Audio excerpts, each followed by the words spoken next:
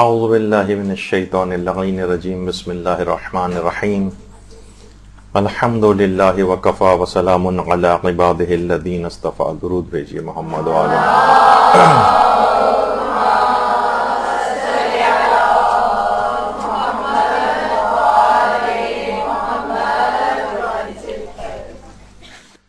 دیکھیے فروع دین میں تو آپ کو پتا ہے کہ تقلید کرنا ہوتی. دین کے ہر شعبے کے اندر تقلید نہیں ہے. کچھ چیزیں ایسی ہیں کہ جس میں تقلید نہیں ہوتی ہے. ویسے تو تقلید کی آپ کتنی اہمیت سنتی ہیں کہ تقلید ہونی چاہیے، مجتہد کی بات ماننی چاہیے، لیکن خود مجتہدین ہی فرماتے ہیں کچھ چیزیں ایسی ہیں جن میں تقلید نہیں ہے. اچھا، تقلید نہیں ہے کہ معنی یہ نہیں ہے کہ ان تمام چیزوں میں تقلید کرنا حرام ہے. نہیں، ضروری نہیں ہے کہ آپ مجتہد کی بات مانیں اس میں. یعنی مجتہد اگر ایک بات کہہ بھی رہا ہو تو آپ کے لیے مجتہد کی بات کو ماننا ضروری نہیں ہوتا. کچھ مسئلے ایسے ہیں.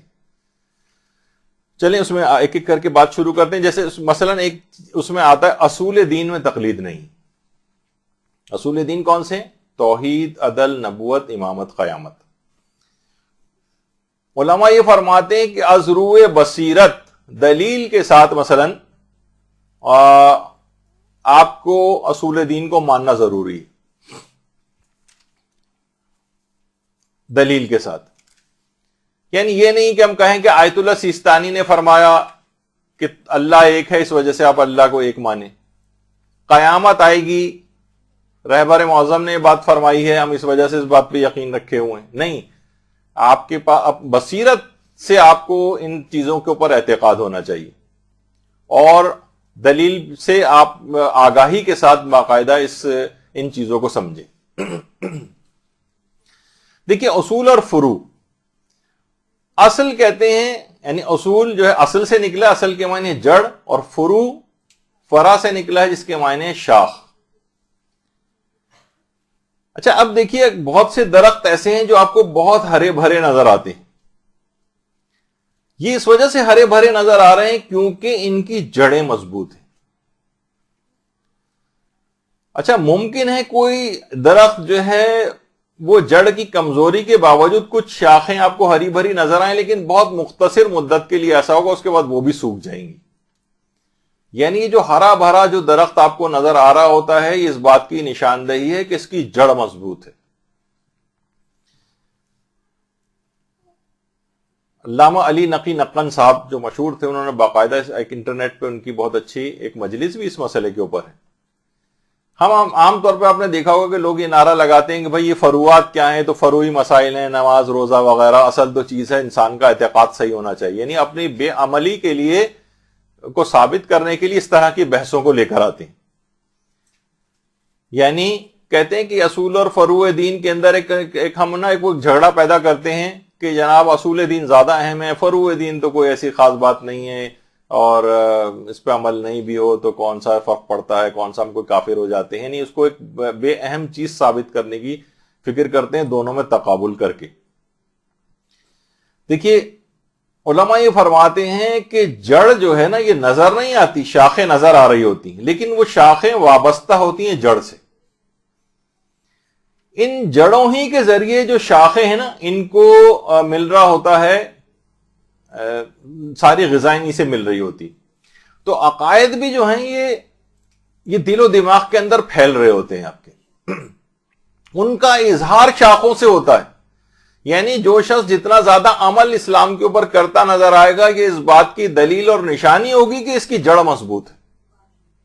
یعنی اگر یہ بے عمل نظر آ رہا ہے، یہ نماز روزہ کا کوئی پابند نہیں ہے، خمس ومس نہیں دیتا ہے، فسق و فجور، گانے، موسیقی، یہ وہ ایک لاپرواہ زندگی گزار رہا ہے، اس کے معنی یہ ہے کہ اس کی اصلاً اس کا اعتقاد ہی مضبوط نہیں، ورنہ اس کے عمل میں کمزوری نظر نہیں آتی. یعنی علماء یہ بات فرماتے ہیں کہ اعمال کی کمزوری عقائد کی کمزوری کی نشاندہی کرتی. دیکھیے اگر شاخیں بھی موجود نہ ہو، دونوں ایک دوسرے کو سپورٹ کرتی ہیں. یعنی اگر صرف اور صرف جڑ موجود ہے، صرف جڑ کسی جگہ آپ کا مثلا لان ہے، کسی جگہ اس طرح کی کوئی چیز ہے، اور اس میں سے کوئی چیز نہ اگتی ہے، نہ کوئی پھل نکلتا ہے، نہ کوئی شاخ اگتی ہے، تو اس جڑ کا کیا کرنا ہے؟ اس کو بھی آپ اکھاڑ کے پھینک دیتی ہیں کہ بیکار یہاں پر ہو رہی ہے اور یہ بدنما بھی لگ رہی ہے. یعنی ایک مکمل درخت جو ہوتا ہے جس میں پھل پھول نکلتے ہیں وہی ہے جس کی جڑیں بھی مضبوط ہوتی ہیں اور جس کی شاخیں پھل پھول وغیرہ بھی اس کے اوپر نکلتے ہیں. یعنی اصول دین بھی اتنا ہی ضروری ہے اور فروع دین بھی اتنا ہی ضروری ہے. ایمان کا درخت اسی وقت نظر آئے گا. ہاں اگر آپ دیکھ رہی ہیں کہ کسی کی شاخیں کمزور ہیں، پزمردہ ہیں، سوکھی ہوئی ہیں، تو آپ سمجھ جائیں گی کہ پھر کیا ہوتا ہے کہ دیکھیے کبھی بھی آپ یہ نہیں کرتی کہ ان شاخوں کو آپ پانی دینے لگیں. نہیں، پانی ہمیشہ جو ہے وہ جڑ میں دیا جاتا ہے. پانی کبھی بھی شاخوں وغیرہ کے اوپر نہیں دیا جاتا. پانی ہمیشہ جڑ میں دیا جاتا ہے. جڑ اگر مضبوط ہوتی ہے تو وہاں سے پھر پانی شاخوں کی طرف خود بخود جاتا ہے. تو فروع دین اگر کسی کمزور ہے، نمازوں میں کوئی شخص ڈنڈی مار رہا ہے یا بے نمازی ہے، روزے نہیں رکھ رہا ہے، خمس نہیں دیتا ہے، نہ اس کو قضا نمازوں کی کوئی فکر ہے، نہ قضا روزوں کی کوئی فکر ہے، نہ کوئی کفاروں کی کوئی فکر ہے، نہ ان کو کوئی انجام دینے کی کوئی فکر ہے، اور اس کے باوجود بھی وہ بڑے بلند و بانگ نعرے مثلا مجالس کے اندر لگا رہا ہے. بعض اوقات جب میں کہیں روایتیں میں پڑھ رہا تھا کہ یقین کی کمی کی وجہ سے نعرے کی قوت میں اضافہ ہوتا ہے. یقین کی کمی کی وجہ سے جتنا یقین کم ہوگا اتنا ہی بعض اوقات نعرے کی قوت بڑھ جاتی ہے. وہ اپنے آپ کو کمپنسیٹ کر رہا ہوتا ہے زوردار نعرہ لگا کر. تو علماء یہ فرماتے ہیں کہ اگر دین کی جڑ ہی اگر کمزور ہے، اس بات کی نشاندہی ہو رہی ہے کہ اس کی جڑ اصلاً کمزور ہے، ورنہ یہ تمام اعمال کو کیوں چھوڑتا. دیکھیے اصول دین کا ہم نے بچپن سے صرف رٹا لگایا ہوا ہوتا ہے. بعض اوقات توحید، عدل، نبوت، امامت، قیامت، یہ اصول دین بچپن سے کیونکہ رٹا دیے گئے. لیکن عقائد اگر اس کے راسخ ہوتے تو یہ اس کے اعمال کمزور نظر نہ آتے. مثلا اگر یہ امامت کو مان رہا ہوتا، ائمہ معصومین کی امامت کو ماننے کے کیا معنی کہ ان کی اطاعت کو اپنے اوپر فرض جانے. امامت اور کیا صرف نام کے طور پر امام نہیں ہوتا. بہت سارے سنی افراد یا جو اور غیر شیعہ افراد ہیں جو اور ہیں وہ بھی ان کو کہتے ہیں کہ ہاں امام حسین مثلا، لیکن ان کی اطاعت اس انداز سے فرض اللہ کی طرف سے ان کے اوپر قرار دی گئی ہے. اگر یہ ان کی اطاعت کو فرض مانتا تو کیوں ان کے فرامین کی خلاف ورزی کرتا. یہ مثلا اگر اللہ کو عادل مانتا، اسے معلوم ہے کہ اللہ جو ہے وہ عادل ہے اور وہ گناہوں کی سزا بھی دینے والا ہے، تو پھر یہ بے عمل کیسے رہ پاتا. اگر کسی کو یقین ہوتا کہ روز قیامت میں گناہگاروں کتنا سخت ترین دن ہوگا اور روز قیامت گناہگاروں کو اتنا عذاب دیا جائے گا، اس کے باوجود بھی یہ گناہ کرتا نظر آ رہا ہے، تو اس کے معنی یہ ہے کہ اس کو اس انداز کا اعتقاد قیامت کے اوپر نہیں ہے، ورنہ یقیناً ان سے بچتا. آج بھی اگر آپ کے سامنے جو مثال دی جاتی کہ 100 شربت کے گلاس ہوں اور صرف آپ کو یہ کہہ دیا جائے ان 100 میں سے کسی ایک گلاس کے اندر زہر ملا ہوا ہے، تو آپ کبھی بھی اس کا ایج لیں گے کہ بھائی ایک ہی میں تو ملا ہوا، ہو سکتا ہے میں جو ابھی پی رہی ہوں اس کے اندر نہ ہو. نہیں، آپ 100 کے 100 سے اجتناب کرتی ہیں. آپ کو پتا ہے کہ چولہے کے اندر جو مثلا آگ نکل رہی ہے، یہ آگ جو ہے ہاتھ کو جلا دے گی، آپ کبھی بھی ڈال کے چیک نہیں کرتی چلو آج چیک کر کے دیکھتے ہیں ہو سکتا ہے آج نہ جلائے. کبھی بھی آپ نہیں کرتی کیونکہ آپ کو یقین ہے. آپ کبھی بھی خدا نہ خواستہ کوئی اگر 10ویں فلور پہ رہتا ہے کسی فلیٹ میں، کبھی بھی اپنے آپ کو گرا کر چیک نہیں کرتا وہاں سے، اسے یقین ہے کہ جب اگر میں نے چھلانگ لگائی گی تو نتیجہ کیا نکلے گا. ہو سکتا ہے ہم آپ کو انٹرنیٹ سے بہت سارے نکال کے 50-100 کیسز دکھا دیں گے 10ویں فلور سے بھی نیچے گرا لیکن تب بھی جان بچ گئی اس کی. ایک احتمال تو نا، ہو سکتا ہے آپ کی جان بچ جائے، لیکن نہیں، آپ کو یقین ہوتا ہے کہ نقصان ہوگا، کبھی اس کام کو نہیں کرتے. لیکن گناہوں کو مسلسل انجام دیتے ہیں تو اس کی مذمت سننے کے باوجود، جبکہ معلوم ہے کہ اس کا نتیجہ آگ کے اندر جلنا ہے، لیکن پھر بھی اس کو انجام دے رہے ہوتے. اس کا مطلب یہ ہے کہ اعتقاد میں کمزوری، جو کہ ہم ابھی سمجھ نہیں رہے. یہ صرف ہم نے رٹا لگایا ہوا ہے، جو بچپن میں سکھا دیا گیا تھا نا اصول دین کتنے ہیں اور فروع دین کتنے ہیں، ہم نے رٹا لگا دیا جائے. آخر سے پہلے کی طرف جائیں تو آپ گڑبڑا جائیں گے، کوئی رٹے میں کمی واقع ہو جائے گی. اس میں رٹا تو آپ نے اوپر سے نیچے کی طرف لگایا ہوا ہے مثلا. تو یہ ہوتا ہے اس کے اندر. تو پھل بھی دیکھیے اسی شاخ کے اوپر نکلتے ہیں کہ جس کی جڑ مضبوط ہوتی. یعنی اعمال صالحہ کا پھل جو اس کے اوپر جو انجام دیا جا رہا ہے اس کا جو نتیجہ ہوگا، یہ پھل بھی ہمیشہ اسی جگہ پر نکلے گا. سوکھی ہوئی ٹہنیوں کے اوپر کبھی بھی پھل نہیں لگتے. جڑیں اگر نہیں ہوں، صرف اچھا کسی کی جڑ نہیں ہو اور صرف شاخیں ہری بھری نظر آ رہی ہوں تو یقین مانیے کہ وہ پلاسٹک کا پھر وہ کوئی درخت آپ نے لگایا ہوا ہے. اس کا مطلب مصنوعی ہے. جیسے کہ ہمارے رشتہ دار دوست مجھ سے اکثر کہا کرتے تھے کہ جو اکثر جگہوں پہ آپ دیکھتی ہیں کہ جو چکن کا جو سوپ مل رہا ہوتا ہے بہت سی جگہوں پہ، جو مرغیاں لٹکی ہوئی ہوتی ہیں پلاسٹک کی مرغیاں، وہ کہتے ہیں جب بھی آپ دیکھیں ہر دفعہ یہی والی مرغی لٹکی ہوتی ہے، نہ ان کو نکال رہا ہوتا ہے نہ کسی میں سوپ ڈال رہا ہوتا ہے، اس کا مطلب ہے پلاسٹک کی ہے یہ۔ تو اسی طریقے سے بہت ساری چیزیں یہ ہوتی ہیں کہ بہت سی شاخیں اگر آپ کو بظاہر ہری بھری نظر آ رہی ہیں لیکن ان کی جڑ نہیں ہے، تو اس کا مطلب ہے یہ مصنوعی ہے۔ تو اچھا، پھر علماء یہ بھی کہتے ہیں، دیکھیے میں تھوڑی سی اس وجہ سے اس کے اندر جا رہا ہوں کہ بہرحال ایک عمل کے لحاظ سے بھی اس کے اندر بات آ جائے کہ اگر جڑ مضبوط ہے تو آندھی طوفان بھی اگر آ رہا ہوگا نا تو شاخ تھوڑی سی نیچے جھک جائے گی، درخت کو جھکے گا لیکن دوبارہ پھر اپنی پوزیشن کے اوپر واپس آ جائے گا۔ لیکن اگر جڑ مضبوط نہیں ہے تو یا تو نیچے گر پڑے گا، پودا ٹوٹ پھوٹ جائے گا۔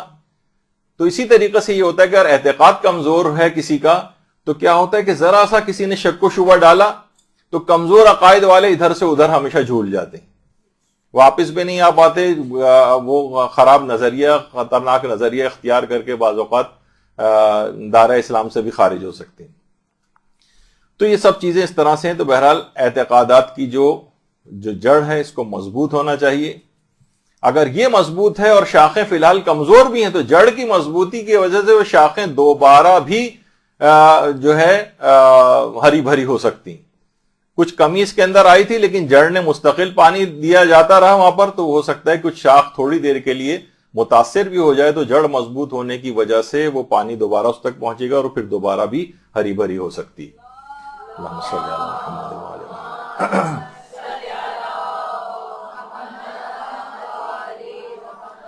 تو ہمیشہ عقائد کی مضبوطی ہوگی تو اچھے اعمال سے اس کا اظہار ہوگا، ورنہ اس کا معنی یہ ہوں گے کہ عقائد اس کے مضبوط نہیں ہے، صرف نمائشی طور پر اس نے عقائد کا رٹا لگایا ہوا ہے۔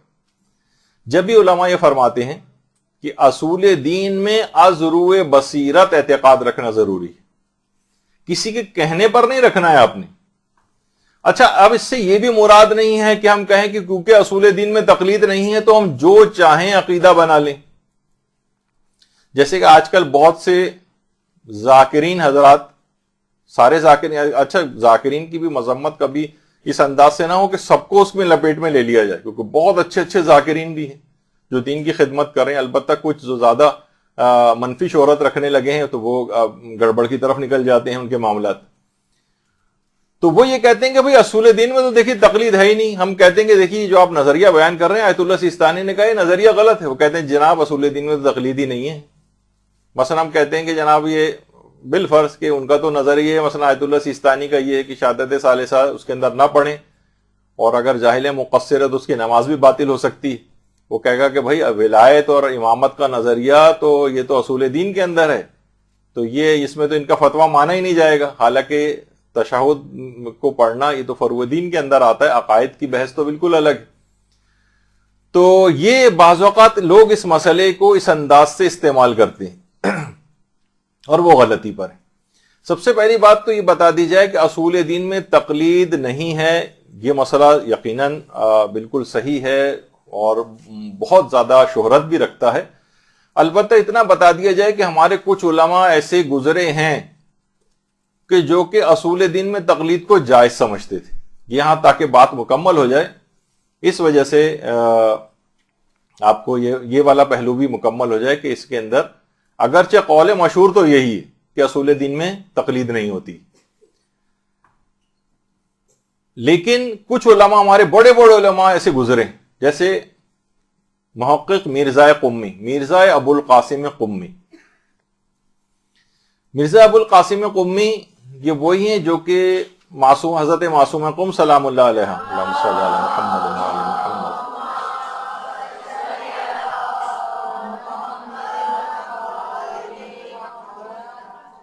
بالکل حرم معصومہ سے متصل جو ایک قبرستان ہے گلزار شیخاں کے نام سے، وہاں پر مرزا قمی کی قبر ہے۔ کہا یہ جاتا ہے کہ جو دیکھیے جو قبرستان ہے، بڑی افسوس کی بات ہے کہ کتنے ہمارے زائرین وہاں جاتے ہیں، معصومہ قم کے روضے کے اوپر بھی جاتے ہیں، لیکن اس قبرستان کے اندر نہیں آتے۔ معصومہ قم کے روضے کے بعد قم میں جو سب سے مقدس جگہ ہے معصومہ قم کے روضے کے بعد، وہ یہی قبرستان گلزار شیخاں ہے۔ یہاں پر ضرور جانا چاہیے. یہاں پر ہی محقق ابو القاسم قمی کی قبر بھی. انہوں نے باقاعدہ اپنی کتاب قوانین الاصول کے اندر یہ والی بات لکھی ہے کہ یہ مسئلہ مشکل ترین مسئلوں کے اندر سے اتنا آسان نہیں ہے, اور پھر کچھ دلائل دی ہیں کہ اصول دین بھی تقلید سے حاصل کیے جا سکتے ہیں. پھر بہت سارے انہوں نے دلائل دی ہیں, کچھ جو دیگر علماء نے دلائل دی ہیں ان کا رد بھی اس کے اندر کیا ہے, لیکن یہ صرف بتانے کے لیے کہ یہ مسئلہ اس کے بھی علماء قائل رہے ہیں. یا مثلا شیخ نصیر الدین توسی جن کی قبر کاظمین میں ہے, یہ بھی اس کے قائل تھے. انہوں نے باقاعدہ اپنی کتاب قواعد العقائد کے اندر اس بات کا اظہار کیا ہے کہ اصول دین میں تقلید جائز ہے. اچھا, اسی طریقے سے ملا محسن فیض کاشانی جن کی کاشان میں قبر ہے, انہوں نے بھی اپنی کتاب علم الیقین کے اندر, علم الیقین فی اصول الدین, اس کے اندر باقاعدہ انہوں نے اس مسئلے کو بیان کیا ہے اور کہا ہے کہ اصول دین میں بھی تقلید کی جا سکتی. اسی طریقے سے کتنے ہمارے بڑے عالم گزرے, شیخ مرتضی انصاری, انہوں نے الرسائل کے اندر, جو رسائل ہے ان کی کتاب, اور اس کے اندر انہوں نے باقاعدہ اس مسئلے کے ان پہلوؤں کو بیان کیا. اچھا, اب دیکھیے جو ہے کہ اصول دین میں تقلید نہیں ہے, تو کیا اصول دین پر صرف یقین کافی ہے یا اس میں دلیل بھی ہونا چاہیے؟ اچھا, اس میں آیت اللہ کو یہ فرماتے تھے اصول دین کے اندر تقلید کا مسئلہ کہ اصول دین میں کیا صرف یقین ہونا کافی ہے یا آپ کے پاس دلیل بھی ہونا چاہیے. یعنی صرف مسئلہ ہے کہ ہمیں یقین ہے کہ اللہ ایک ہے, ہمیں یقین ہے کہ ہمارے جو ہے وہ 12 امام ہیں, ہمیں یقین ہے کہ قیامت آئے گی, ہمیں یقین ہے کہ خدا عادل ہے, ہم پیغمبر کی رسالت کے اوپر یقین رکھتے ہیں, ائمہ کی امامت پہ یقین رکھتے ہیں. کیا یہ صرف یقین رکھنا کافی ہے یا ان سب چیزوں کے لیے ہمارے پاس دلیل بھی ہونی چاہیے؟ تو آقا کوئی فرماتے تھے کہ دل ذاتی طور پر آپ کے پاس کوئی بھی چھوٹی سے چھوٹی بھی اگر دلیل ہے جس سے آپ کا دل مطمئن ہو جائے تو یہ بھی کافی. یعنی دلیل کا ذاتی ہونا ضروری نہیں, کسی اور نے بھی اگر کوئی دلیل بیان کی ہو, جیسے کہ ابھی آگے چل کر ایک دلیل بیان بھی ہوگی. امام خمینی یہ فرماتے تھے کہ نہیں, دلیل کا ہونا واجب اور لازم, دلیل ہونی چاہیے.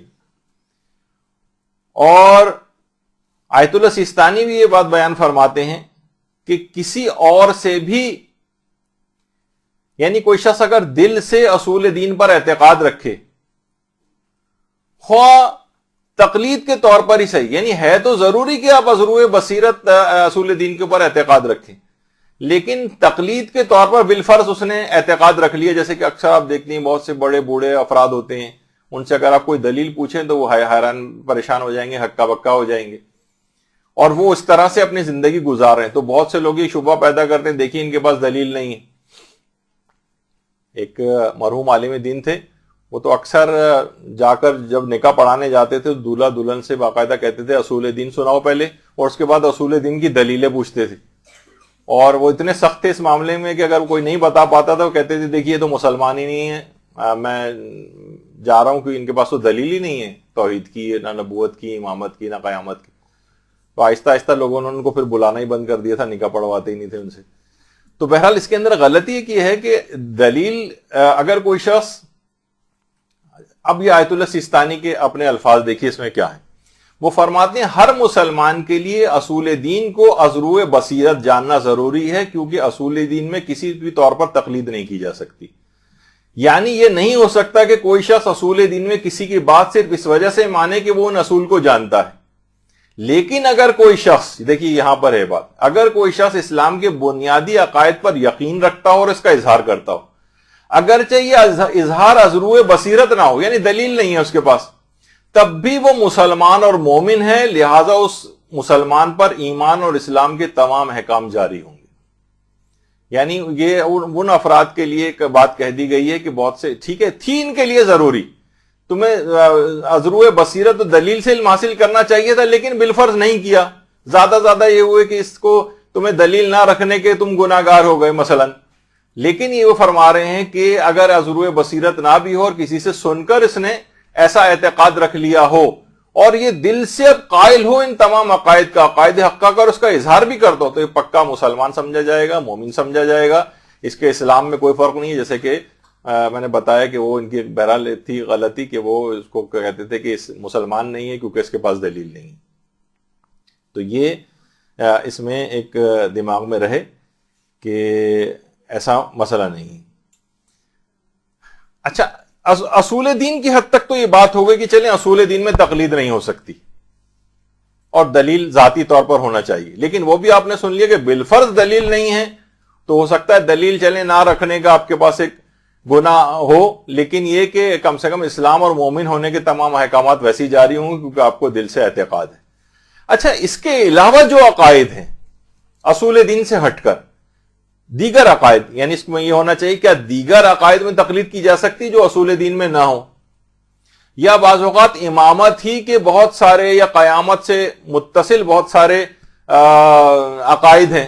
ٹھیک ہے، ایک تو ہے کہ قیامت آئے گی، ایک دن ایسا ہوگا جب ہوگا حساب و کتاب، تو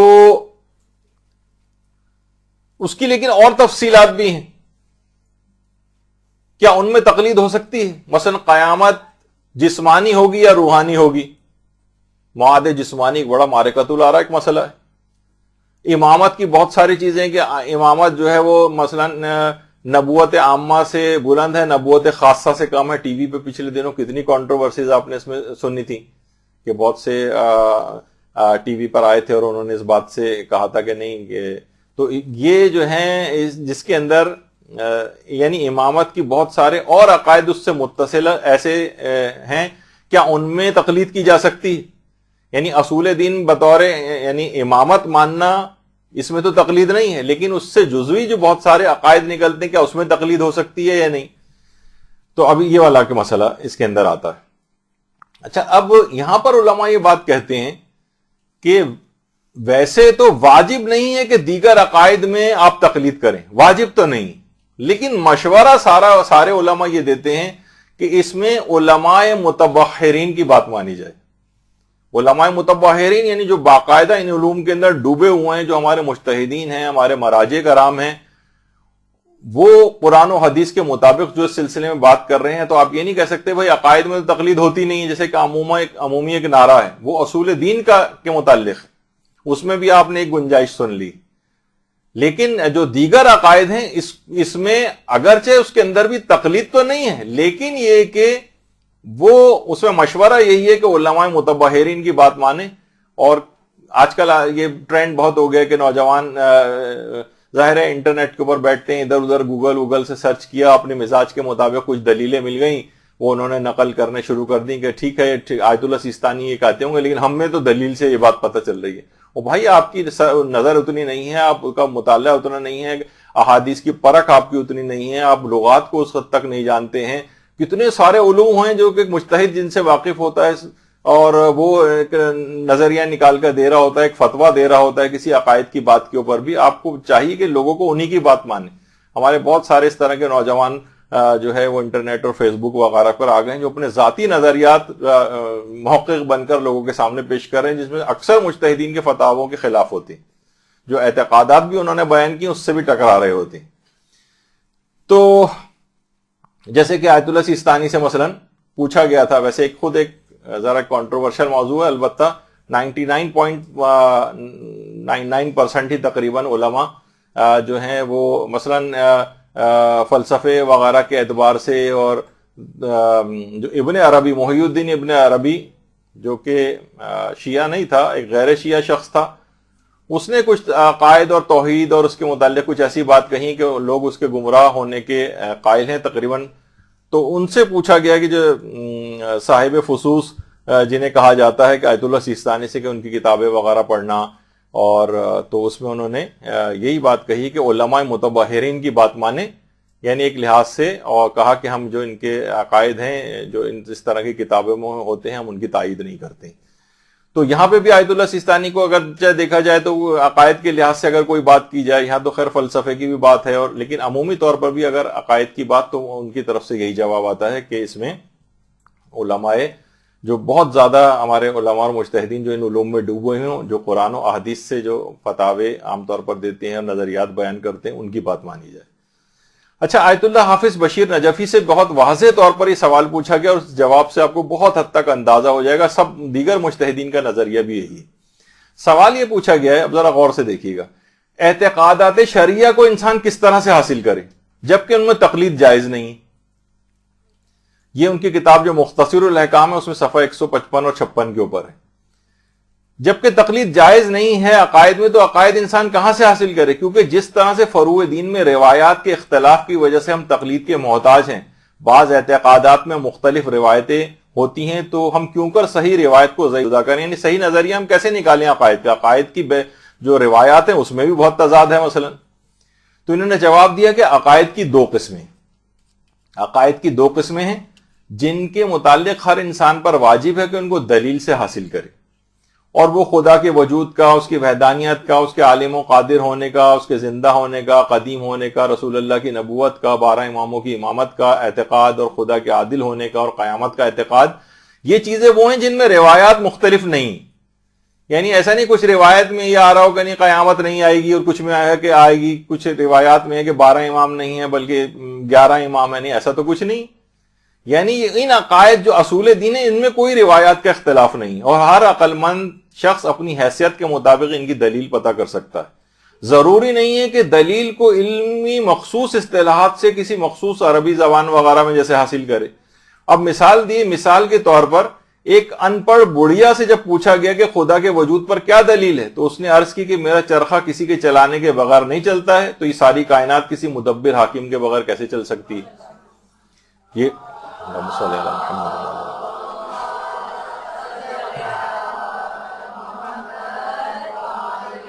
یعنی اتنی معمولی سی دلیل کہ جب میں چرخہ چلا رہی ہوں تو چل رہا ہے، میں ہاتھ روک لیتی ہوں تو رک جاتا، اتنی سی بھی اگر دلیل ہے جو اس کے مطمئن کر رہی ہے اس کے دل کو، تو یہ کافی۔ اسی طرح ہر شخص ظاہر ہے اب کو جتنا علم ہوگا اتنی زیادہ بہتر دلیل اس کے پاس ہوگی۔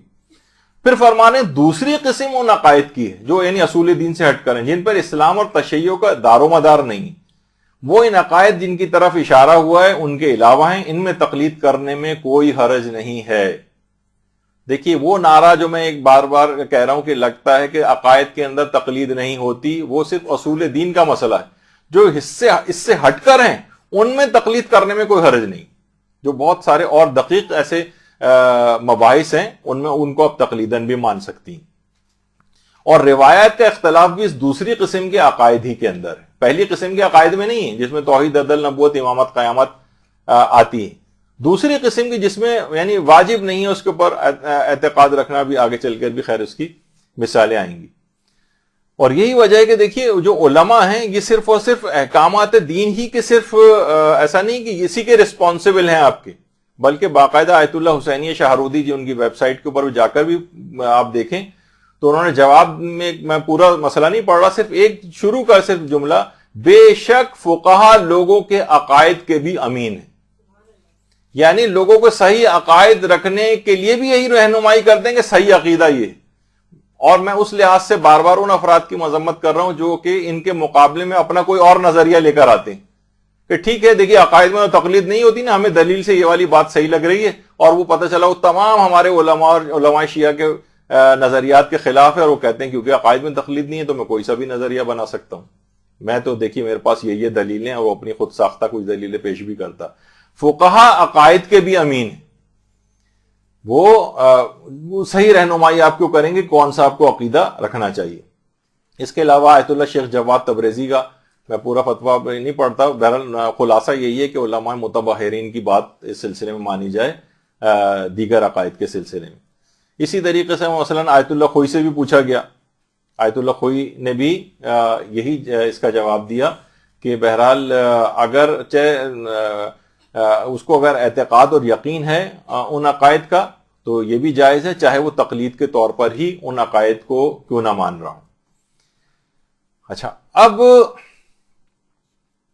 پچھلی دفعہ ایک بات آئی تھی وہ تھوڑی سی اور بات کر دوں کہ دیکھیے عقائد کے بھی جو ہے نا بحثیں وہ بعض اوقات کتب استدلالی فقہ کے اندر موجود ہوتی ہیں، یعنی جو استدلال جو مجتہدین فتوے ثابت کرنے کے لیے جو دلیلیں دیتا ہے. عمل کے لیے جو فتوے ہیں وہ الگ جگہ پہ ہوتے ہیں, اس کو رسالہ عملیہ کہتے ہیں. بعض اوقات عقائد کے فتاوے بھی اس کے اندر آ جاتے ہیں.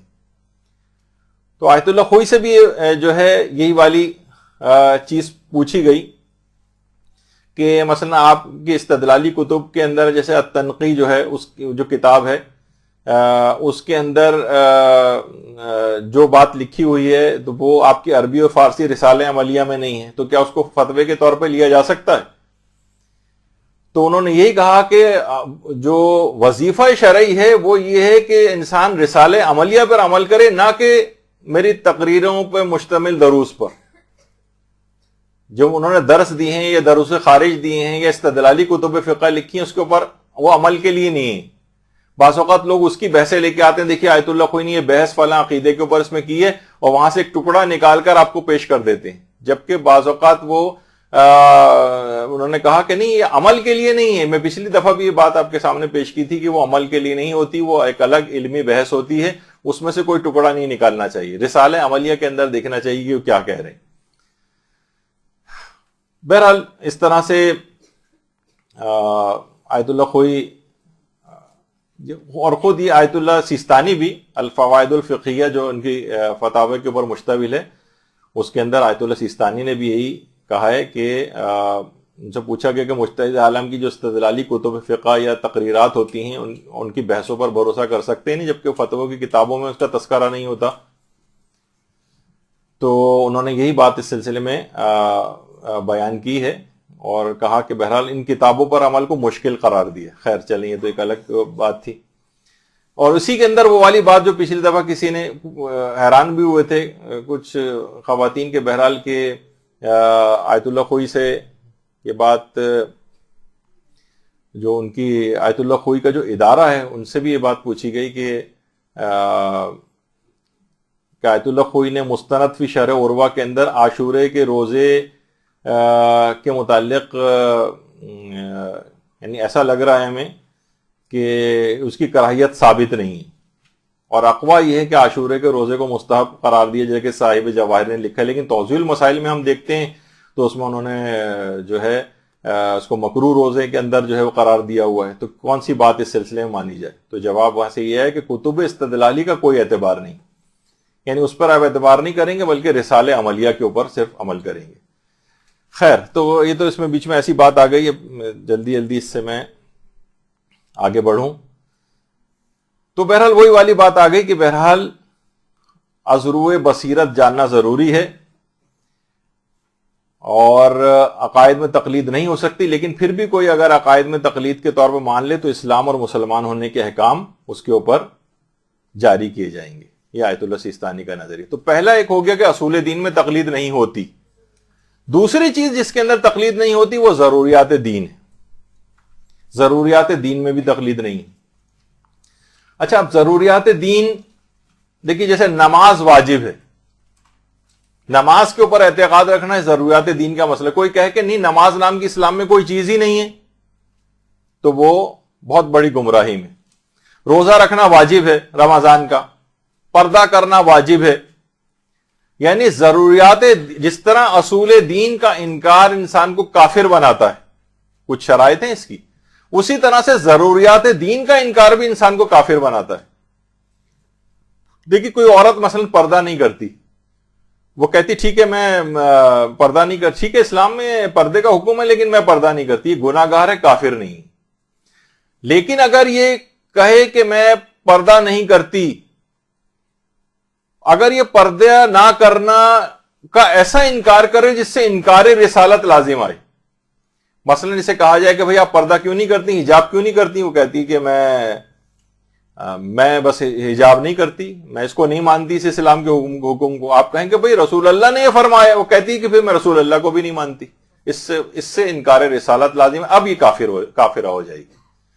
یعنی ضروریات دین کا یا اصول دین کا ایسا انکار کرنا کہ جس سے انکار رسالت لازم آئے, اس سے انسان کافر ہوتا ہے. اگر انکار رسالت لازم نہیں آ رہا, وہ ویسے ہی انکار کر رہی کہ بھئی میں نہیں مانتی, میرے حلق سے مسئلہ نہیں اترتا, ٹھیک ہے اسلام کے اندر ہوگا، میں اس پہ عمل نہیں کرنا چاہتی، بہت بڑی گناہ گار ہوگی لیکن کافرہ نہیں ہوگی.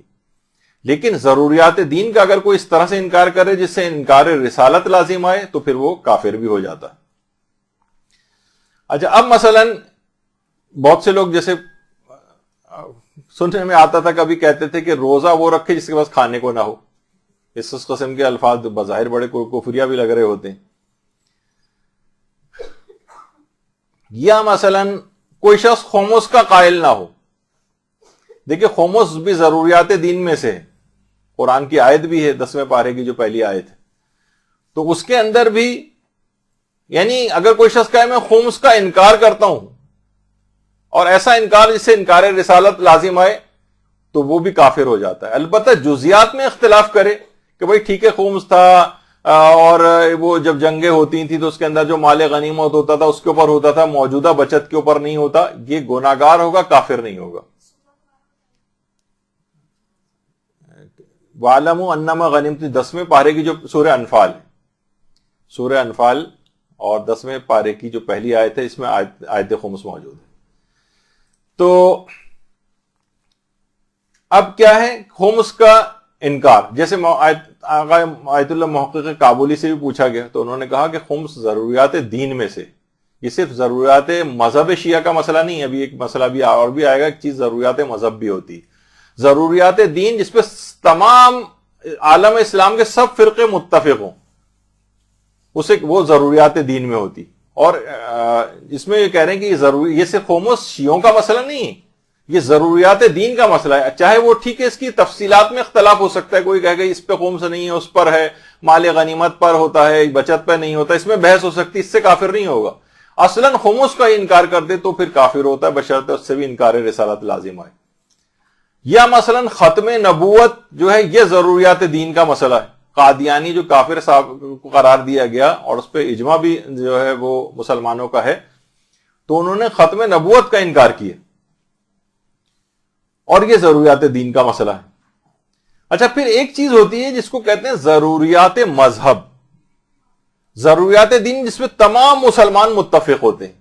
ایک ہوتی ہے ضروریات مذہب یعنی جس پر سب شیعہ متفق ہیں، اور اگر کوئی اس کا انکار کرتا ہے تو یہ شیعت سے خارج ہو جاتا ہے، اسے ہم کہیں گے غیر شیعہ ہو گیا ہے. ضروریات دین کا انکار کرے گا تو اسلام سے خارج ہو جائے گا، کو کافر ہونے کے احکام اس کے اوپر آ جائیں گے. لیکن ضروریات مذہب کا انکار کرے گا تو غیر شیعہ ہو جائے گا، اگرچہ مسلمان ہونے کا حکم لگایا جائے گا، اس کے ساتھ نکاح بھی جائز ہوگا، میراث بھی اس کو ملے گی، نکاح بھی اس کے ساتھ مثلا ہو سکتا ہے، لیکن وہ شیعت سے خارج ہوگا. مثلا جیسے کہ امامت، 12 اماموں کا ماننا یہ ضروریات مذہب شیعہ کا مسئلہ ہے. یعنی اگر کوئی ان میں سے ایک امام کو بھی نہ مانے تو وہ شیعت سے خارج ہو جائے گا. ہم اسے نہیں کہیں گے کہ شیعہ ہے.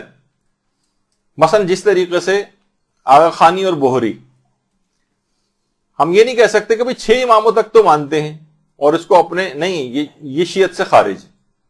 6 اماموں کا ماننا، ایک امام کو بھی نہ اگر کوئی نہ مانے تو وہ اس کو شیعت سے خارج سمجھا جاتا ہے.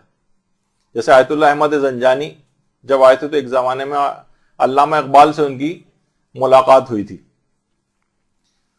علامہ اقبال سے ملاقات میں انہوں نے کہا، علامہ اقبال نے ان سے کہا آیت اللہ احمد زنجانی سے کہ امامت کا تو مسئلہ مجھے سمجھ میں آتا ہے لیکن یہ 12ویں امام کا مسئلہ مجھے یعنی ہضم نہیں ہوتا.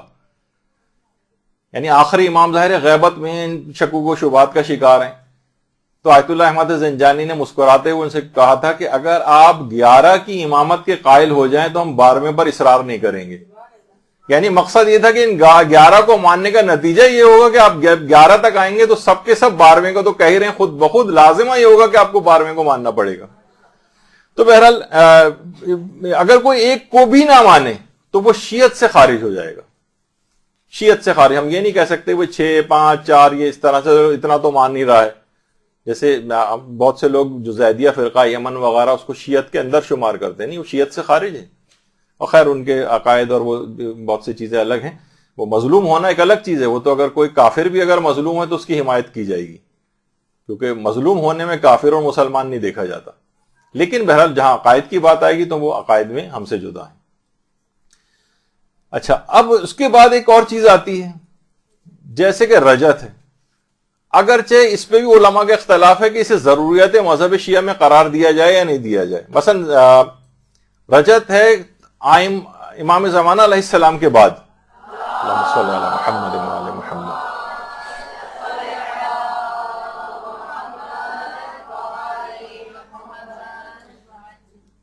تمام ائمہ کی دوبارہ واپسی، رجت کہتی ہے اس کو واپس آنا.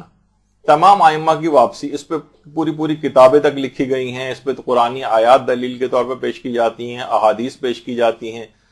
اور ایک زمانے میں بلکہ کچھ علماء کے نظریے میں یہ عقیدہ جو ہے ضروریات مذہب شیعہ کا بھی حصہ رہا ہے، اگرچہ آج کل کے مراجع اتنا اس بات کو نہیں کہتے. یعنی اگر کسی کو رجت پتہ ہی نہیں ہے، اسے معلوم ہی نہیں کہ رجت کیا چیز ہوتی ہے، اس کے لیے ایک نیا عقیدہ، تو بہرحال اس سے شیعت سے خارج نہیں ہوتا ہے وہ.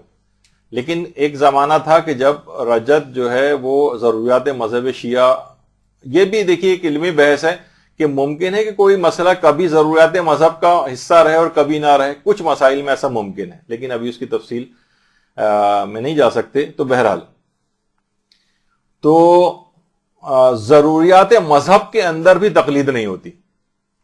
اچھا، 4 چیزیں ایسی ہیں کہ جس کے اندر تقلید نہیں. اصول دین میں تقلید نہیں ہے، لیکن اس کے جزئی مسائل بھی آپ نے سن لیے. ضروریات دین میں بھی تقلید نہیں. ضروریات دین میں مثلا ہم کہیں کہ ختم نبوت جو ہے یہ آیت اللہ سیستانی نے فرمایا ہے، نہیں، اس کے اندر تقلید والا مسئلہ نہیں. اور تیسری چیز ابھی اور آگے آئے گی جس کو آج میرے پاس وقت نہیں رہا. وہ 2 چیزوں کے اندر آدھے پونا گھنٹے کا تقریباً مسائل اور باقی رہ گئے آج. ایک ہے یقینیات کے اندر تقلید نہیں ہوتی، جس کو بدیہیات بھی کہتے ہیں. اور موضوعات خارجی میں تقلید نہیں ہوتی، جس کی بہت عمومی زندگی کی بہت ساری مثالیں میں آج مجھے آپ کو دینی تھی، اور وہ بڑی دلچسپ مثالیں تھیں کہ عام زندگی میں جو ہم اکثر مجتہد بھی کبھی کوئی بات ایسی کہہ دیتا ہے کہ فلاں چیز جائز ہے یا جائز نہیں، اس کی عمومی زندگی کچھ ایسی مثالیں جس میں تقلید نہیں ہے، لیکن مجتہد کی طرف سے مثلا فتویٰ آ جاتا ہے تو ہمیں اس کو بھی ماننا ہے یا نہیں ماننا، جبکہ اس کے اندر تقلید نہیں ہوتی. لیکن یہ ابھی آپ کو سمجھ میں نہیں آئے گا انشاءاللہ اگلی دفعہ کے اندر. تو کچھ 4 چیزیں ایسی ہیں جس کے اندر تقلید نہیں ہوتی ہے: اصول دین میں، ضروریات دین میں، یقینیات اور بدیہیات میں، اور موضوعات خارجی میں. اور بغیر کسی تمہید میں جائے گفتگو براہ راست وہاں سے متصل کر دیتے ہیں کہ 4 چیزیں بتائی گئی تھیں کہ 4 چیزوں میں تقلید نہیں ہے. ان میں ایک چیز تو یہ ہے اصول دین. اصول دین میں کوئی تقلید نہیں ہے. دوسری چیز بتائی گئی تھی ضروریات دین، اس میں بھی تقلید نہیں ہوتی ہے، اور اس کی مثالیں بھی آ گئی تھیں. اور تیسری چیز ہے یقینیات یا بدیہیات جس کو کہتے ہیں، بہت ہی واضح چیزیں، اتنی کہ یقینی اور واضح ہیں کہ اس میں کسی تقلید کی کوئی ضرورت نہیں. مثلا دن میں 5 نمازیں واجب ہیں: فجر، ظہر، عصر، مغرب، عشاء. اب ہم تقلید کے اعتبار سے نہیں مانتے کہ آیت اللہ سیستانی نے کہا ہے کہ مثلا نماز فجر کی نام کی ایک نماز ہوتی ہے، نماز ظہر اور عصر. تقلید سے ہمیں پتہ نہیں چلا ہے. ایک یقینی، ایک بدیہی بالکل چیز ہے، اس کے اندر بھی تقلید نہیں ہے. اسی طرح سے ان نماز پنجگانہ میں کتنی رکعات ہیں، اس میں کوئی اختلاف نہیں ہے، بالکل یقینی چیز ہے، بدیہی چیز ہے کہ فجر کی 2، ظہر کی 4، عصر کی 4، مغرب کی 3 اور عشاء کی 4 رکعات ہوتی ہیں. مسلمانوں کسی فرقے کے اندر کوئی بھی اختلاف نہیں ہے، یہ یقینی اور بدیہی چیز. یہ 3 چیزیں ہوئیں. اور اسی کے ساتھ اسی طرح سے جیسے نماز جمعہ ہے، اس کے متعلق بھی یہی ہے کہ یہ 2 رکعت کی نماز ہے، جمعے کے دن پڑھی جاتی ہے، اور یہ بھی یقینی اور بدیہی بالکل چیز ہے. تو یقینیات میں اور بدیہیات میں جو بالکل واضح ترین چیزیں، اس میں بھی کوئی تقلید نہیں ہوتی. اچھا، ہاں، تقلید ایک اور چیز میں بھی نہیں ہوتی ہے، اور وہ ہے چوتھی چیز موضوعات خارجی. دیکھیے ہر چیز کا ایک موضوع ہے نا. ایک ہے موضوعات داخلی جن کا اسلام سے تعلق ہوتا ہے، یعنی داخلی اسلام کا انٹرنل موضوع ہے. نماز ایک موضوع ہے، یہ داخلی موضوع ہے. اسلامی اس کی تفصیلات بتائے گا، اسلامی اس کے متعلق احکام بتائے گا. اس میں آپ کو جا کر لوگوں سے یا کسی اور سے جا کر نہیں پوچھنا ہے. موضوعات خارجی وہ ہوتے ہیں کہ جن کا اسلام سے تعلق نہیں. موضوعات داخلی وہ ہوتے ہیں جو اسلام ہی کے بنائے ہوئے ہیں. نماز ہے, روزہ ہے, حج کیسے کرنا ہے, یہ ہر شخص جو ہے اسلام سے جا کر پوچھے گا. ہاں, لیکن موضوعات خارجی جو ہیں ان کا یعنی وہ موضوعات جن کا اسلام سے کوئی تعلق نہیں, اس میں بھی تقلید نہیں ہوتی. مثلا مثال دے دوں میں آپ کو, جیسے گانا اور موسیقی. گانا اور موسیقی کو اسلام نے تو نہیں بنایا ہے.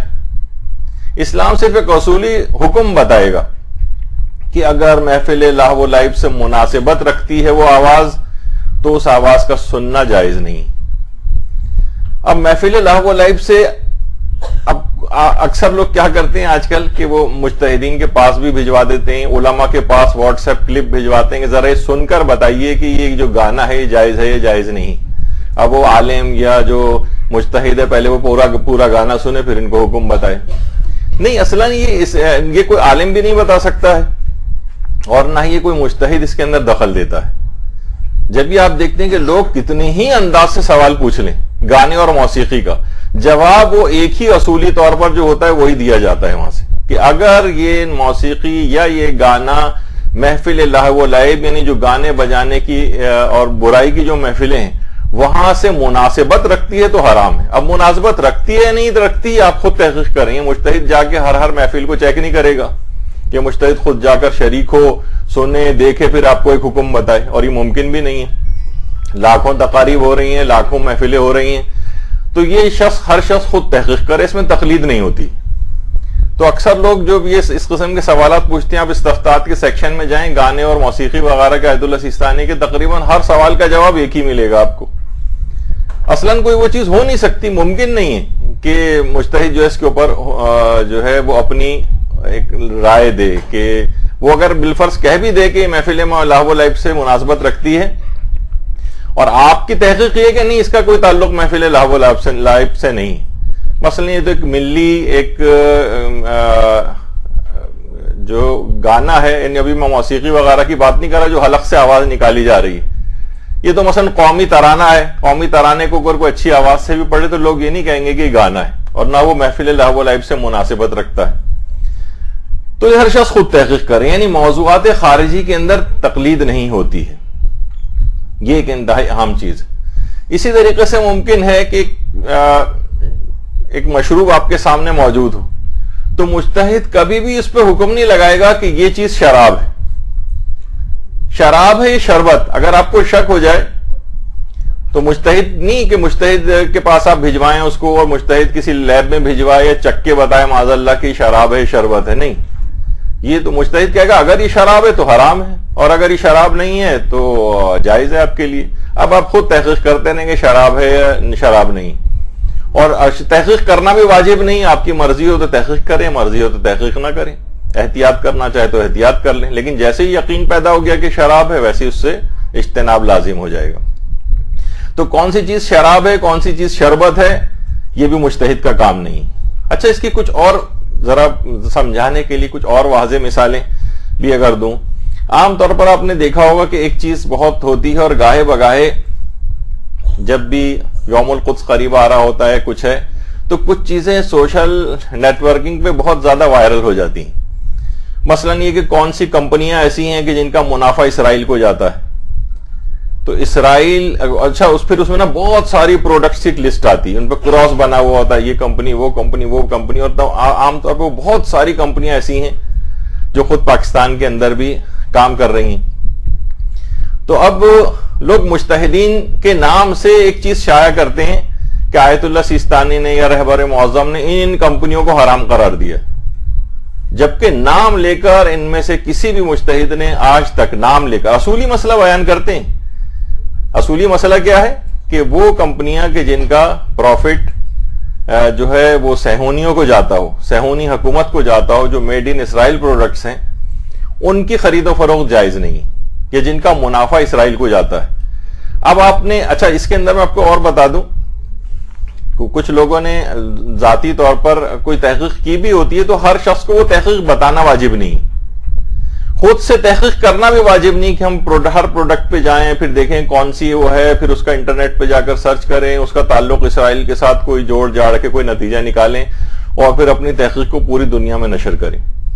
مجتہدین نے بھی یہ کام نہیں کیا ہے، ورنہ تو یہ سب سے پہلے جو اس طرح کی جو وہ آتی ہے لسٹ، وہ خود مجتہدین کے آفس سے ریلیز ہو، ناموں کے ساتھ ریلیز ہو، لیکن مجتہد کیونکہ موضوعات میں دخل نہیں دیتا ہے، یہ موضوعات خارجی کا مسئلہ ہے، کون سی پروڈکٹ ہے، کون سی جناب دہی دودھ کی پروڈکٹ ہے اور کون سی جو ہے کھانے پینوں کی چیزوں کی ہے، کون سی مشروبات کی ہے، کون سی کولڈ ڈرنکس کی ہے، وہ مجتہد کبھی بھی نام نہیں لے گا۔ وہ ایک اصولی مسئلہ بتائے گا کہ اگر اس کا صہیونی حکم، اچھا دیکھیں یہودی بھی دو طرح کے ہیں، ایک عام یہودی مثلا آپ کے محلے میں کوئی یہودی رہتا ہے، آپ نے اس کے ساتھ کوئی بزنس ڈیل کر لی، وہ حرام نہیں۔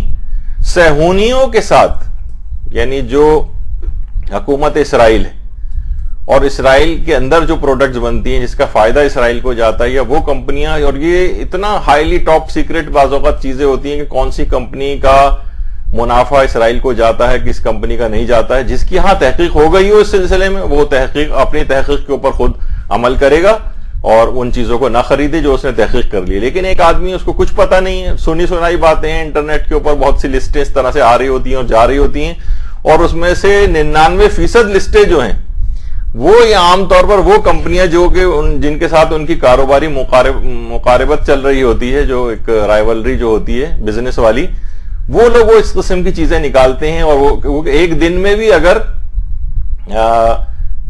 لوگ اس سے اجتناب کر لیں تو کروڑوں روپے کا فائدہ ہو جاتا ہے جس اعتبار سے پروڈکٹ بک رہی ہوتی ہیں۔ تو اس میں افراط و تفریط کا ہمیشہ دیکھنا چاہیے کہ کیا ہے، اور اصولی مسئلے کو دیکھنا چاہیے۔ جب بھی مجتہدین کے نام سے جب بھی اس طرح کی کوئی لسٹ آئے تو اس کے اوپر اعتبار نہیں کریں، کیونکہ مجتہد کبھی بھی نام لے کر موضوعات خارجی کا مسئلہ ہے، وہ کبھی بھی نام نہیں لے گا، کیونکہ نہ وہ اس کی تحقیق کے اندر خود سے کوئی اپنی رائے کا اظہار کرے گا، ایک اصولی مسئلہ بیان کرے گا۔ تحقیق کرنی چاہیں آپ خود تحقیق کیجئے، نہیں تحقیق کرنا چاہتے ہیں تو نہ کریں، ہر حالت شک میں ان کو استعمال کرنے کی بھی اجازت ہے۔ تو یہ تمام چیزیں ایسی ہیں کہ اگر مجتہد بالفرض کبھی نام لے بھی دے تو اس کی بات کو فقط ایک عادل کی بات سمجھا جائے گا۔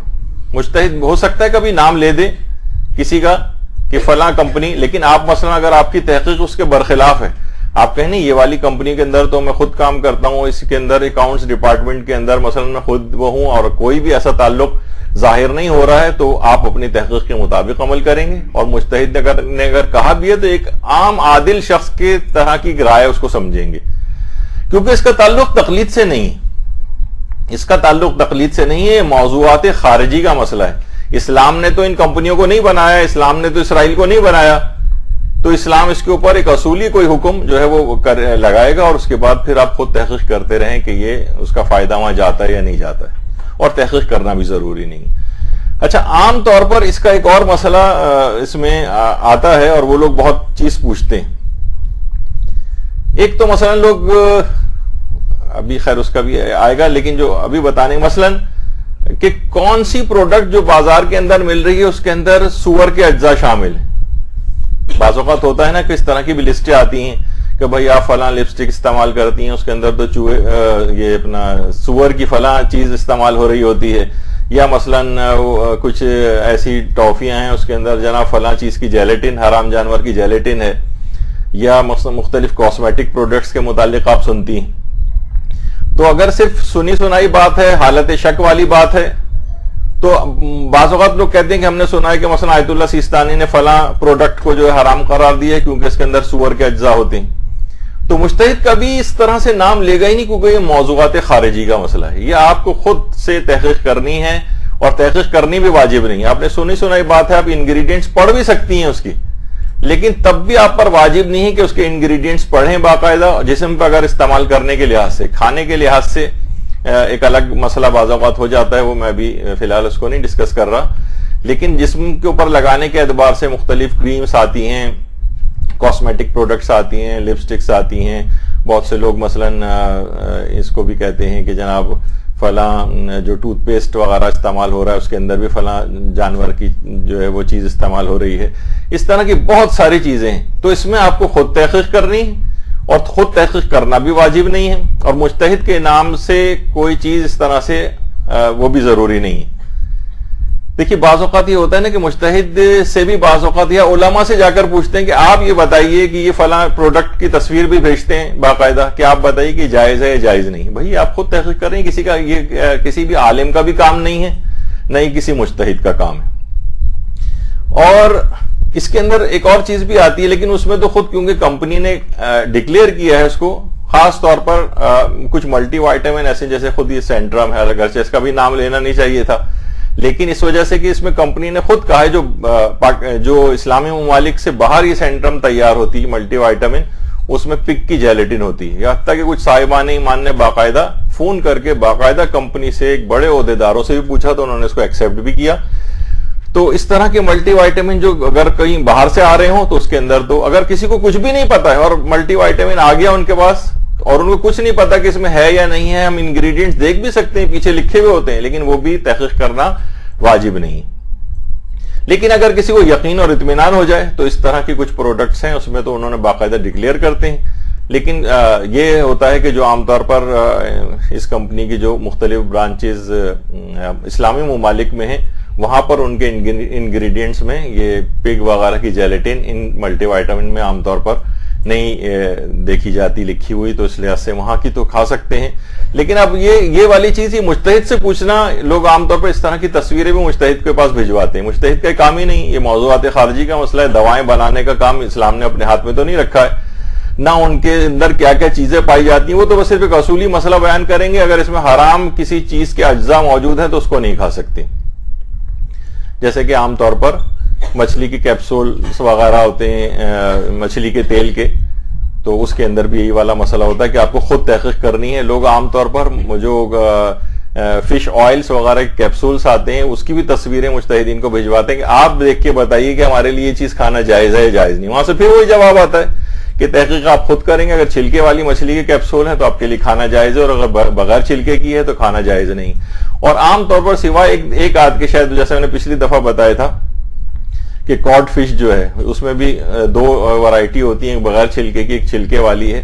تو بہرحال کاڈ لیور آئل وغیرہ وہ زیادہ تر چھلکے والی مچھلی کے ہوتے ہیں, تو اس کے لحاظ سے تو ہے. لیکن اور جتنے فش آئلز کے کیپسول دستیاب ہیں بازاروں میں, ان میں کسی بھی جگہ یہ نہیں لکھا ہوتا, اور تحقیق کرنا بہت ہی مشکل کام بھی ہے کہ کس مچھلی کے اجزاء سے کس مچھلی کا تیل اس کے اندر جو ہے وہ استعمال ہو رہا ہے. تو اگر کوئی اس لحاظ سے کوئی میڈیکل کے لحاظ سے انتہائی اشد ضرورت نہیں ہے اور کوئی آلٹرنیٹ بھی نہیں ہے تو حالت شک میں اس کا استعمال بھی جائز نہیں.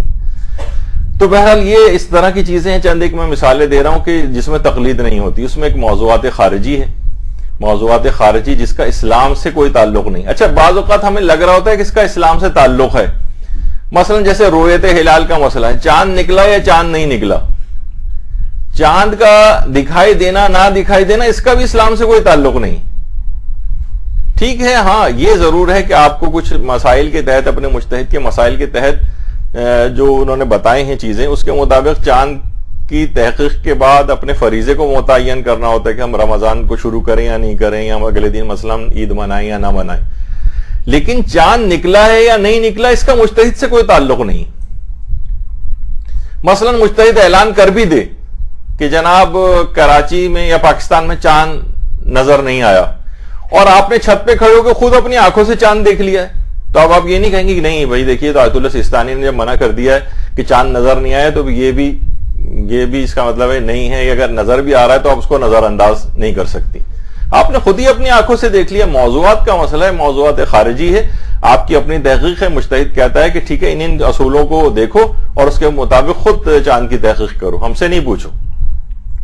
اور بعض اوقات مجتہد کہتا بھی کہ چاند کی بہت سے اتنے دقیق چیزیں ہیں اور چاند کا افق اتنا گھٹتا بڑھتا رہتا ہے آیت اللہ سیستانی کے فتوے میں, کہ آیت اللہ سیستانی نے کبھی کبھی یہ بھی کہتے ہیں کہ مختلف ممالک والے ہماری جو آفس ہے اس سے رجوع کر کے پوچھ لیں کہ ان کے ملک میں چاند نظر آیا یا نہیں آیا, کیونکہ وہاں پہ پورا ایک ادارہ ہے, رصد گاہیں ہیں ان کی, اور ان کے بڑے محققین اس سلسلے میں بیٹھے ہوئے ہیں جو کہ آپ کے علاقے کے چاند کی بھی اطلاع رکھتے ہیں.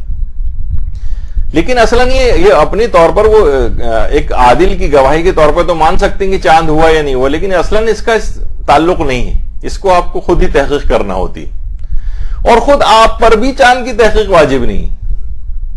مثلاً آج جو ہے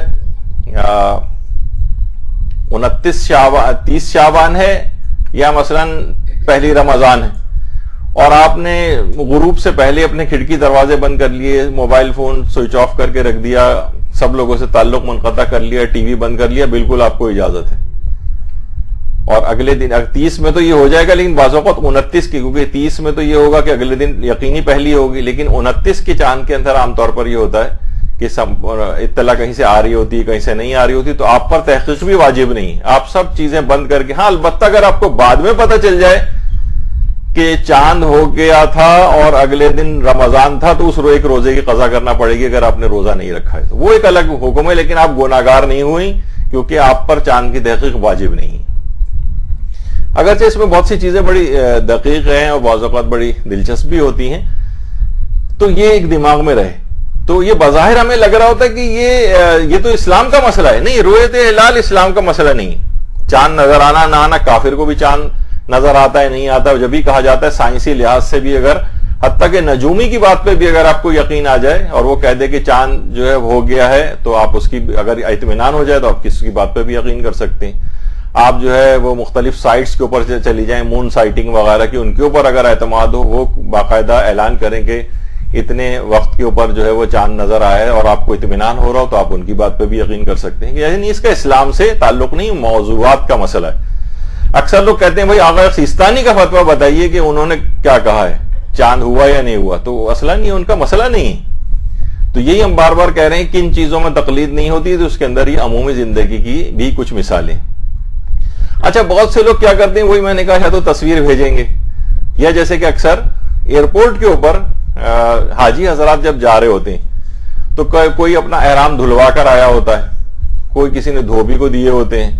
اب اس کے اندر مثلا سرف وغیرہ سے کسی واشنگ پاؤڈر سے دھویا اور اس میں خوشبو آ رہی ہے, تو لوگ اپنے احرام کو لا کے مولانا کی ناک کے اوپر آ کر لگا رہے ہوتے ہیں, سونگ کے بتائیے کہ اس میں خوشبو تو نہیں آ رہی ہے. بھائی مولانا کیا بتائیں گے, آپ کی اپنی بھی ماشاءاللہ ناک ہے, آپ خود بھی سونگ سکتی ہیں چیزیں کہ خوشبو اس کو کہیں گے یا نہیں کہیں گے. اور تو یہ موضوعات کا مسئلہ ہے, نہ یہ مولانا بتائیں گے اور نہ ہی مجتہد بتائے گا, یہ تو آپ کو خود طے کرنا ہے کہ اس میں خوشبو آ رہی ہے یا نہیں آ رہی. اس کا اسلام سے تعلق نہیں.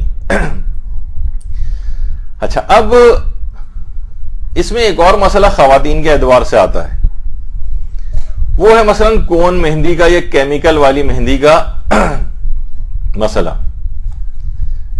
اچھا, کیمیکل والی مہندی یا کون مہندی عام طور پر خواتین جو لگاتی ہیں, اس کا مسئلہ اتنا پوچھتی ہیں روزانہ کی بنیاد پہ. میرے خیال ہے مدرسے کے بعد 4-5 دفعہ تو کم سے کم یہ والا مسئلہ روز کی بنیاد پہ آتا ہے.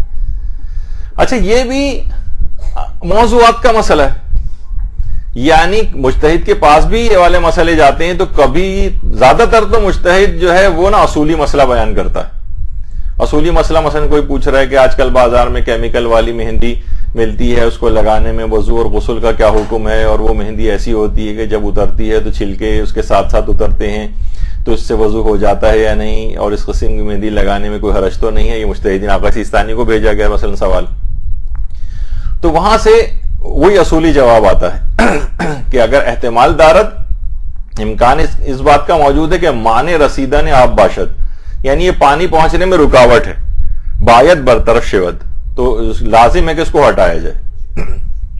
اچھا, اب مسئلہ یہ ہے کہ آپ تو یہی تو کہتی ہیں کہ اس کو ہٹانا ہی تو بہت مشکل ہے, اور ہٹاتے ہیں تو نیچے سے ایک اور چیز نکل رہی ہوتی ہے, وہ بھی مہندی, گویا مہندی کی لیئرز اتر رہی ہیں, تو یہ تو رکاوٹ ہوئی. تو مجتہد نے اصولی مسئلہ بیان کیا کہ اگر احتمال ہے اس کا کہ یہ پانی پہنچنے میں رکاوٹ ہے تو اس کو ہٹائیے. مجتہد اب ساری اقسام جا کے ڈسکس نہیں کرے گا, اور کبھی مجتہد اپنی رائے دے دے گا.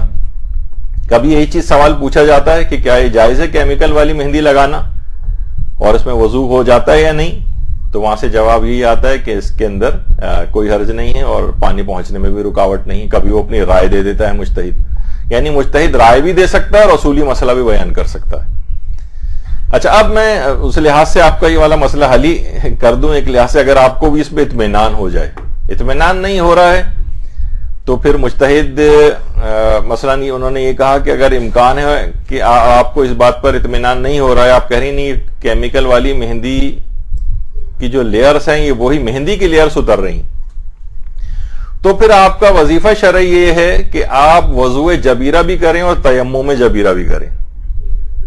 تیمم جبیرہ یوں کہا میں نے کہ خود اعضائے تیمم ہی کے اوپر وہ جبیرہ آ گیا ہے. جبیرہ یعنی سمجھے ایک لحاظ سے وہ رکاوٹ، وہ چیز جس کو آپ رکاوٹ سمجھ رہی ہیں جو پانی پہنچنے میں رکاوٹ ہے. وضو جبیرہ ہوگا یعنی اسی کے اوپر آپ کس طرح سے وضو کریں گے اس کے احکام ہے کچھ. اور تیمم جبیرہ بھی ہوگا یعنی تیمم بھی آپ کو کرنا پڑے گا. لیکن کیونکہ اعضائے وضو ہی کے اوپر، اعضائے تیمم کے اوپر ہی کیونکہ وہ رکاوٹ آئی ہوئی ہے، اس لحاظ سے تیمم جبیرہ بھی ہوگا.